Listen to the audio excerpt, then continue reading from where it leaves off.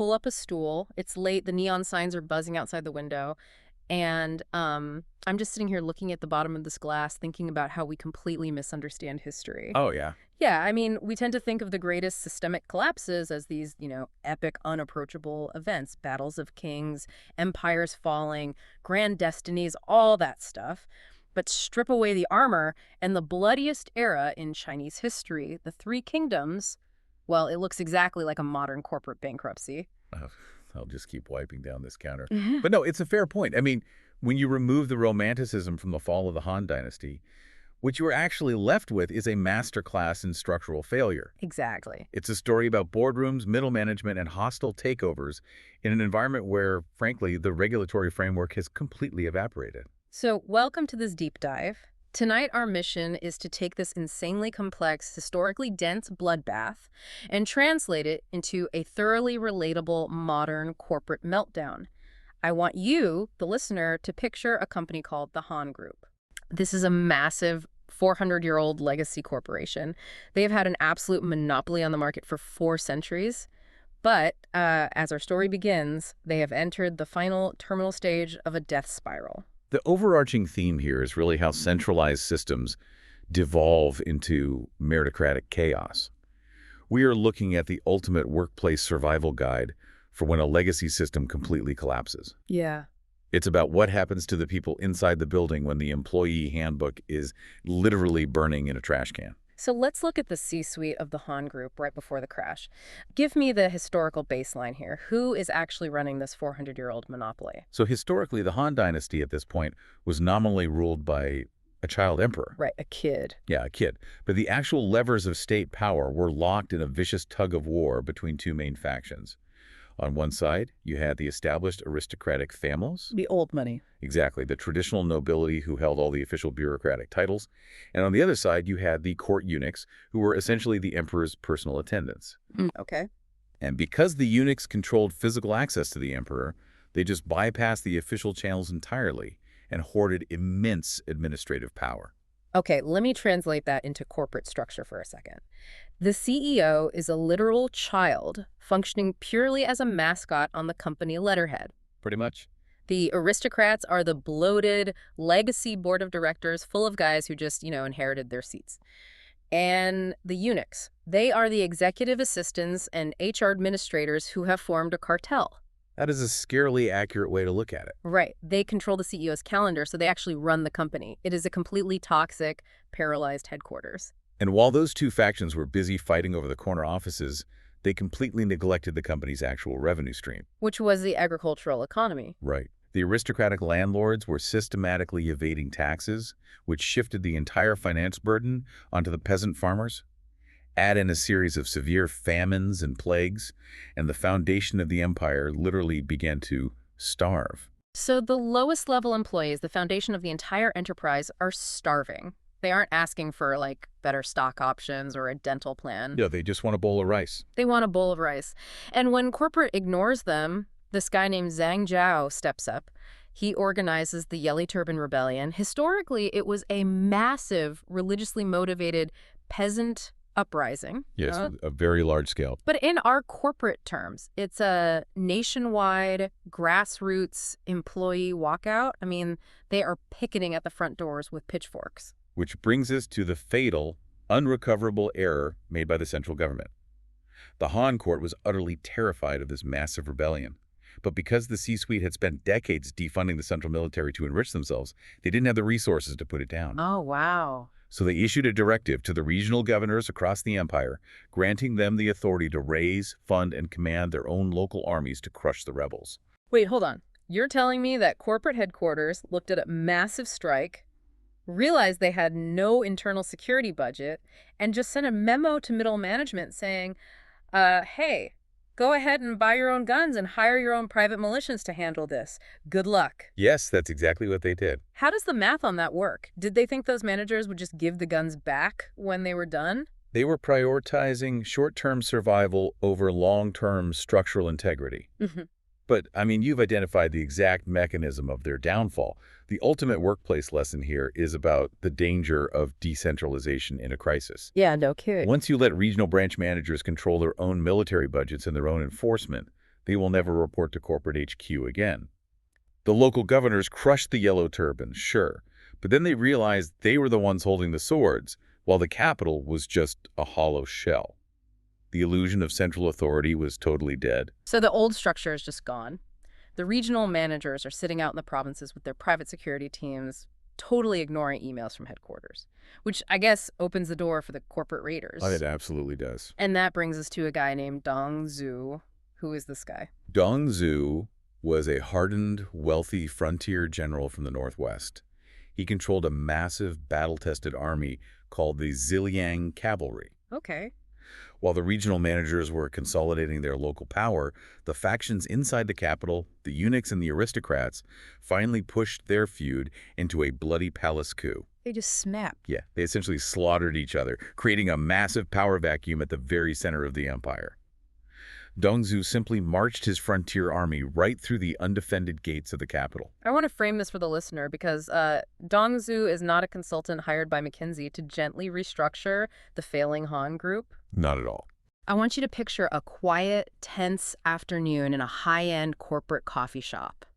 The legacy executives are sipping lattes, whispering, typing out passive-aggressive memos. Suddenly, the glass doors are just kicked open, and a massive guy walks in, revving a gas-powered chainsaw. That is Dong Zhu bringing the Ziliang cavalry into corporate headquarters. It's a stark contrast for sure.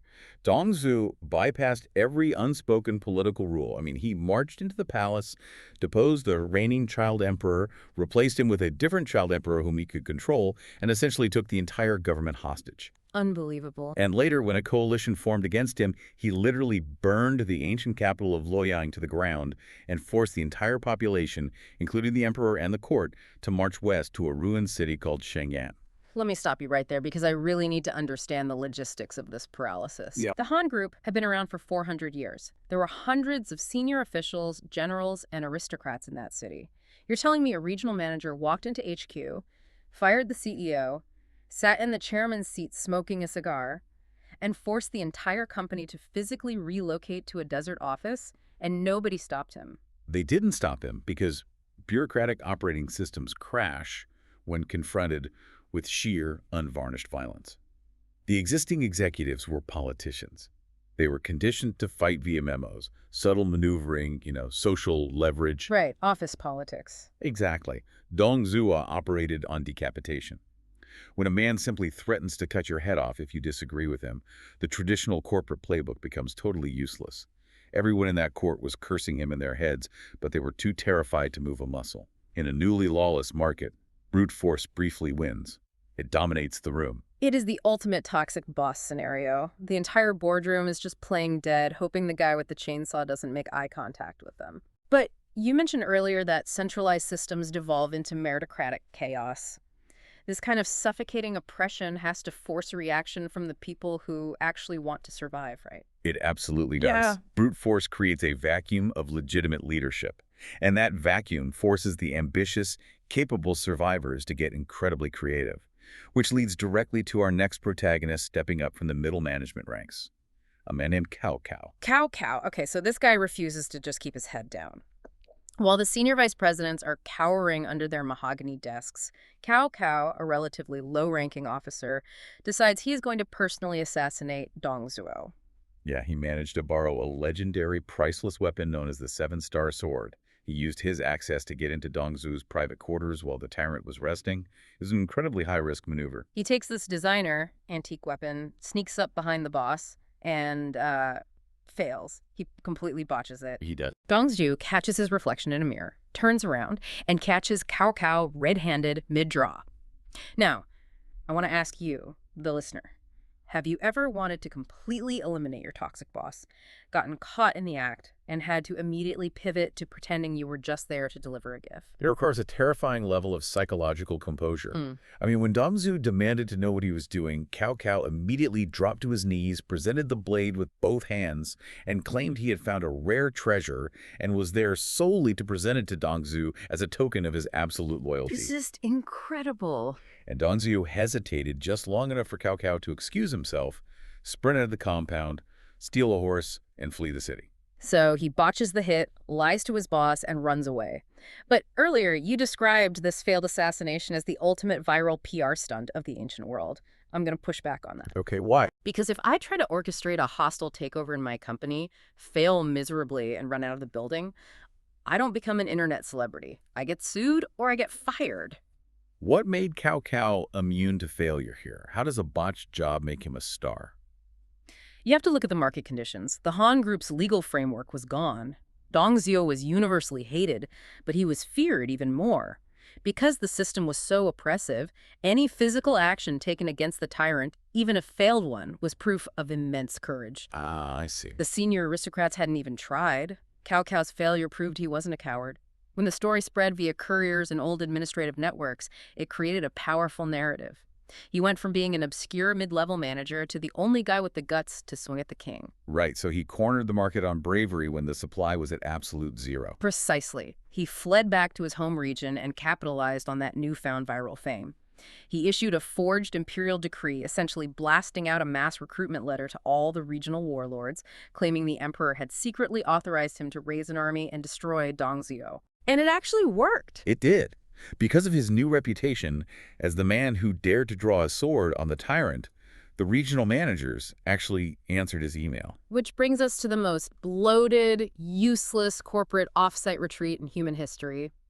The 18-root warlord alliance. Cao's mass email works. All these big-shot regional managers who have been hoarding their private security forces finally assemble to take down Dong Zhuo. They assembled, yes. But forming a coalition and actually executing a strategy are two very different things. Definitely. This alliance was a coalition of massive egos. Each warlord was a wealthy regional governor who wanted the prestige of saving the Han dynasty, but absolutely none of them wanted to risk losing their own troops in the process. Yeah. Their armies were their capital. Right, their leverage. To spend that capital fighting Dong Zhuo meant weakening themselves against their so-called allies sitting right next to them. So they're sitting around in this massive boardroom tent, wearing expensive suits, eating high-end catered snacks, arguing over the seating chart, and just refusing to actually do any work. Meanwhile, Dong Zhuo sends his top enforcer, a general named Hua Xiong, to deal with them. In our corporate world, Hua Xiong is the nightmare client. He is an absolute monster. He is out in the parking lot, aggressively destroying every regional manager's top sales guy.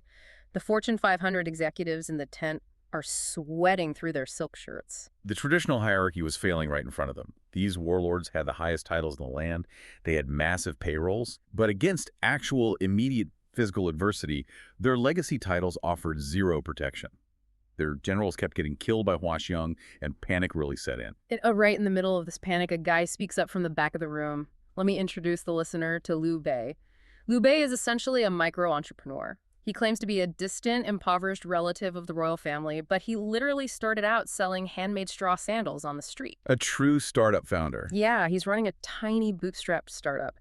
And he brought his completely unknown bottom-tier employee to this alliance meeting, a guy named Guan Yu. Guan Yu has no rank, no title, no corporate pedigree. Guan Yu stepped forward and offered to go out and handle Hua Xiong. Keep in mind, the leader of this alliance was a man named Yuan Shao. Yuan Shao came from a family that had produced the top ministers of the empire for 4 generations. Oh, wow. He was the ultimate legacy heir. When a completely unknown infantry archer offered to fight the enemy's top champion, Yuan Shao was deeply offended. Yuan Shao looks at Guan Yu and basically says, "Are you kidding me? We are a board of Fortune 500 executives. You don't even have a title on your business card. If we send an unpaid intern out to fight their top guy, the market will laugh at us." Right. Yuan Shao cares more about the optics of his brand than actually solving the problem. And Cao Cao, the pragmatist who built his own reputation on a viral risk, saw it completely differently. Cao Cao recognized that desperate times require ignoring the organizational chart. He intervened, overriding Yuan Shao. And this is my favorite part. He poured a cup of hot wine and offered it to Guan Yu, telling him to drink it to warm up before he went out to face certain death. I love this historical detail, and we aren't going to translate the wine into an espresso because the brutality of the era makes the psychology so much better. Guan Yu looks at the steaming cup of hot wine, looks at the Fortune 500 executives who just insulted him, looks at Cao Cao, and coldly replies, "Leave it, I'll drink it when I get back." It is a moment dripping with absolute lethal confidence. Guan Yu grabs his heavy polearm, turns his back on the boardroom, and walks out the door. The executives inside the tent just sit there in silence. They hear the war drums, they hear screaming, they hear the clash of weapons outside. The entire tent is shaking. And the tension must have been unbearable. Oh, absolutely. And then, less than 5 minutes later, the tent flaps are kicked open. Guan Yu walks back in, casually tosses the severed head of the nightmare client onto the boardroom table, and walks over to his cup of wine. It is still steaming hot. He drinks it and goes back to standing quietly behind his boss. If we look at the structural significance of that moment, it is devastating. That severed head hitting the table shattered the artificial corporate hierarchy of the Han Group forever. Yeah, there's no coming back from that. You have a room full of the wealthiest, most credentialed men in the empire, completely paralyzed by a problem. A random, uncredentialed worker steps out, violently solves the multi-million-dollar problem in 5 minutes, and walks back in before his drink cools down. Guan Yu didn't just kill Huashan, he assassinated the illusion that the old aristocratic management was inherently superior. He proved that when the system breaks, competence is the only currency that matters. So let's take a step back and survey the wreckage. By the time this initial phase of chaos wraps up, the Han Group is done. Let's ditch the weak analogies. The Han Group is now a hollow shell company. The C-suite is dead or scattered. The intellectual property has been stolen. The physical assets have been liquidated by regional managers. And all that is left is a 400-year-old trademark that anyone with an army can slap on their own startup. The old regulatory framework is gone. We have officially entered the era of the warlord startups. Exactly. The assets of the Great Han Company were placed in a free-for-all public grab. Moving forward from this collapse, the market was dominated by 3 main competitors, each representing a fundamentally different approach to building an enterprise from the ashes. Okay. It is worth profiling these founders as their core positioning dictated the next several decades of history. Give me the founder profiles. Who is stepping up to audition for supremacy? First, you have the legacy model, represented by men like Yuan Shao. His core positioning was inherited capital. He relied heavily on his prestigious family background, his vast inherited wealth, and his established network of aristocratic friends. So, relying on the old ways. Right. He fundamentally believed that pedigree, brand name, and sheer volume of resources would naturally win the market. He treated the chaotic era like a traditional corporate merger. Right, the rich kid who thinks his trust fund makes him a genius. Who is the second founder? The second is Cao Cao, representing the ruthless meritocracy. His core positioning was supreme, cold pragmatism and adaptability. He didn't care about your family name, he only cared about your utility. Just results. Yes, he was the CEO who would hire a former convict if that convict was a genius at logistics. He relied on his own brilliant, often manipulative intellect to constantly pivot and outmaneuver rigid legacy systems. He's the guy who turns a failed assassination into a massive LinkedIn following. And the third founder? The third is Liu Bei, representing the visionary grassroots startup. His core positioning was ideological loyalty. He started with absolutely nothing, making sandals in a village. Right, total bootstrap. But he possessed immense personal charisma and a compelling vision of restoring honor and benevolence to a broken world. He couldn't pay his people in gold, so he paid them in shared dreams, which inspired a fierce, almost fanatical loyalty in highly capable outcasts like Guan Yu. It is an incredible lineup of business models. So as we look at the wreckage of this 400-year empire, we promised the listener the ultimate workplace survival rules for a chaotic era. We did. Here is what you need to take away from the bloody boardroom politics of the Three Kingdoms. When the old order collapses, when the legacy company is failing and the rulebook is burning, your title means absolutely nothing. Your pedigree will not save you from the chainsaw. In a paradigm shift, the only thing that ensures survival is bold, decisive action and raw competence. Precisely. Whether that action is having the terrifying composure to fake a gift with a legendary sword to save your own life, or having the cold confidence to step out of the shadows as an unpaid intern, decapitate the competition, and drink your wine while it's still hot, you either adapt to the new, brutal reality, or you become another legacy executive hiding under a desk. It is the harsh truth of systemic collapse. Oh. And it leaves us with a fascinating thought experiment to close on. Ooh. As you sit there looking at your own professional landscape, your own industry, ask yourself this. If you were a venture capitalist, dropped into the chaotic, lawless market of the Three Kingdoms today with a blank check, which of those 3 founder models would you bet your money on? That's a great question. Do you invest in the vast inherited wealth and legacy prestige of Yuan Shao, the ruthless, highly adaptable, meritocratic intelligence of Cao Cao, or the compelling, grassroots vision and fierce loyalty of Liu Bei? Which one do you trust to build the next 400-year empire? That's a question to keep you up at night. Until next time, keep your head on a swivel, question the structural integrity of your headquarters, and maybe, just maybe, don't insult the intern.